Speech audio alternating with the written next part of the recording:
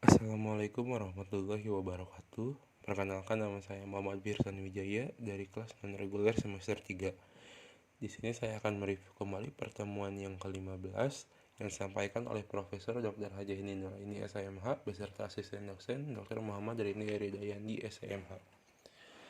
Alasannya hapusnya kewenangan menuntut dan menjalankan pidana. Alasan hapusnya kewenangan menuntut yaitu ada 6. Yang pertama, tidak adanya pengaduan pada delik aduan.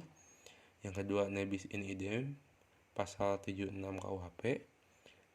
Yang ketiga, matinya terdakwa pasal 77 KUHP. Dan 4, daluarsa pasal 78 KUHP. Yang kelima, penyelesaian di luar beracara pasal 82.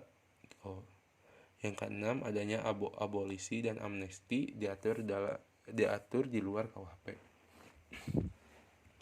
Macam-macam delik aduan. Yang pertama, delik aduan mutlak atau absolut.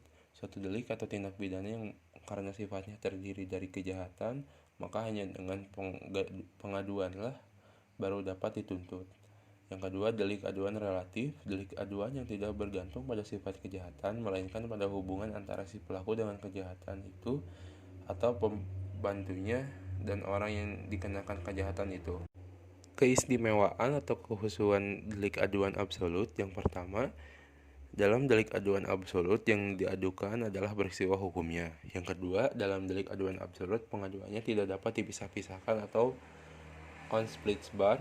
Artinya, dengan adanya pengaduan berarti berlaku untuk semua pelaku kejahatan, walaupun tidak disebutkan satu persatu. Oleh karena itu, di dalam delik aduan yang absolut, pengaduan mutlak harus ada sebab tanpa pengaduan pelaku dan peserta lainnya tidak dapat dituntut.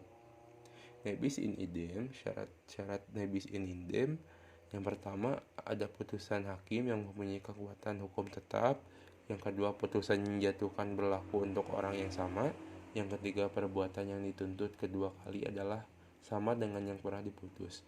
Matinya terdakwa, kewenangan menuntut pidana menjadi hapus dengan matinya terdakwa. Hal ini didasarkan karena subjek hukum pidana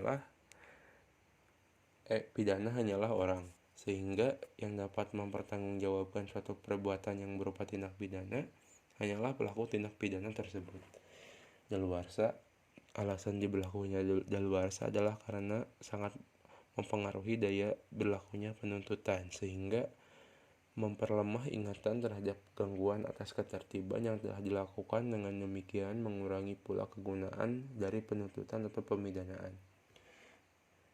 Menyulitkan pembuktian karena memperkecil kemungkinan akan berhasilnya penuntutan. Mungkin cukup sekian yang bisa saya sampaikan. Wabillahi taufiq wal hidayah. Assalamualaikum warahmatullahi wabarakatuh.